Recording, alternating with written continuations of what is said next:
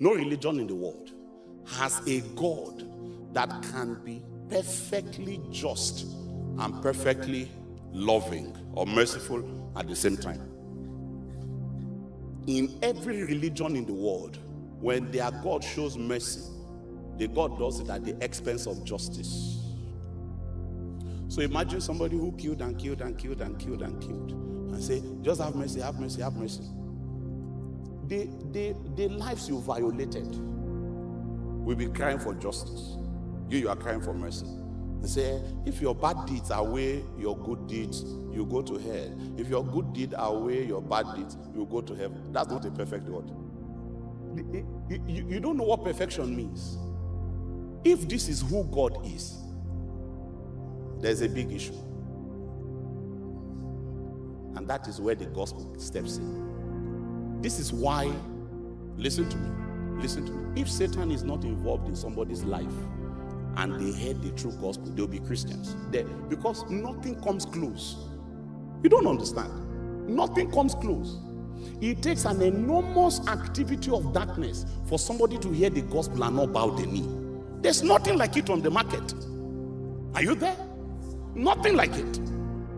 How? Every other God, in order to show mercy, we need to forget justice. And in order to show justice, we need to forgo mercy. In the Christian gospel, we have a cross. What's the big deal about this cross? The cross is a resolution of this matter. In order for God to be perfectly just and perfectly merciful, because this is how it is. Justice, we ask for judgment when you have done something wrong. In a perfect universe, perfect justice will require judgment. That means punish, punish, punish. And then love will be saying mercy, mercy, mercy. So whereas justice requires judgment, love requires what? Mercy. Justice requires judgment. Love requires mercy. The problem is, as a human being, you cannot fulfill both.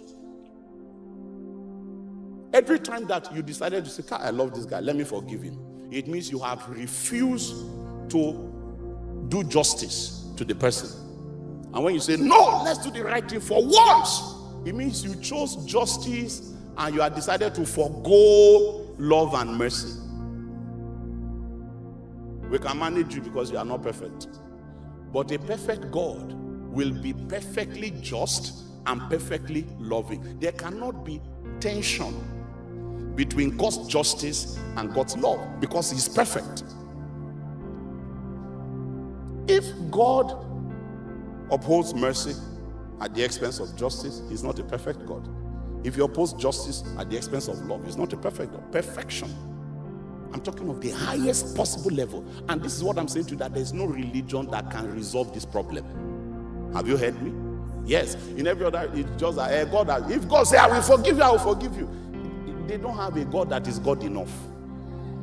That's why they don't understand that it's such a big issue when you're looking at perfection. So let's do it this way. So in the Christian faith, what happens is that at the cross of Jesus, that cross, what happened was, when justice said, punish, God said yes. Love said, mercy, God said yes. So the cross was this divinely inspired wisdom. It was so deep that the princes of this world, they couldn't smell it coming from a mile in eternity. If the princes of this world had known, they would not have crucified the King, the Lord of glory.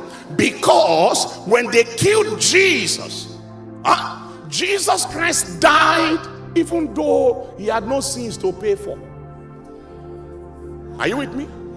Are you with me? He paid the price. He met the requirement of justice. His blood was pure.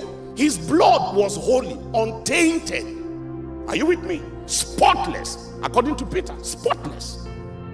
So it was legal, legitimate, legal tender to pay for sin. Except that when he had offered it, he had no sin on account of which to pay for. So payment is now available. Are you there? that payment that is available meets the requirement of justice. So when justice is say punish, God say yes, this is it. But you see, the result of that punishment, the blood of Jesus that is available, Jesus has no sin for his own blood to pay for. So that blood is now available for whosoever will. And so when you come to the cross and they give you that blood, it's an act of mercy. Are you there? Are you there? So when next time that justice is saying punish, God will point justice to the cross. I punish sin there. And when love is saying mercy, God will point love to the cross. I showed mercy there. So at the same time, the cross of Jesus is the emblem both of God's justice and of God's love. That is why you see that when people are becoming Christians, there is this kind of mixed emotions. Have you realized that God is convicting you of your sin and is not pushing you away? You are feeling like I did something bad, I'm a terrible person, but the thing is still sucking you inside. It's because what is coming out there is the combination of justice and mercy. On the mount of crucifixion, mercy, justice flowed the vast and gracious tide, the songwriter says, through the floodgates of God's mercy. Grace and love like mighty rivers poured incessant from above. Heaven's peace and perfect justice kissed a guilty world in love. So that henceforth, if anybody decides to find a place under the cross of the Nazarene, the shadow of the Nazarene now can shield them from the hammer of the justice of God. So in the Old Testament, when people sinned and they say, God have mercy, God showed them mercy. But I like to say that God gave people mercy and God forgave people their sins. God saved people in the Old Testament on credit. Did it on credit. The Bible tells us in the book of Hebrews chapter 9 verse 15, and for this reason that's Jesus, he is the mediator of the new covenant, by means of death, for the redemption of the transgressions under the first covenant. So the death of Jesus was for the redemption of transgressions that were under the first covenant, so that those who are called may receive the promise of the eternal inheritance. So the death of Jesus Christ had retroactive implications. Are you there? By that I mean the death of Jesus went backwards in history in order to bring effect. It is because of Jesus' death that Abraham has a place in eternity. It's because of Jesus' death that Enoch has a place in eternity. It's because of the death of Jesus that Abel has a place in eternity. That's why in the Christian faith we have a cross anchored in the eternal now. Whoever you are right now, right here, you can come straight to the foot of the cross. And if you are long dead and gone, there's one shaft of that cross that protrudes into eternity past. And if you are yet to be born, there's another shaft of that cross that protrudes into eternity to come. So that wherever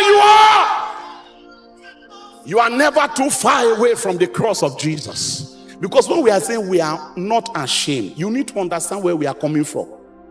Our very life depends on this matter. You can't be ashamed of it. Are you with me? Are you with me? You had bigger problems than shame before this matter showed up. You can't be ashamed of this.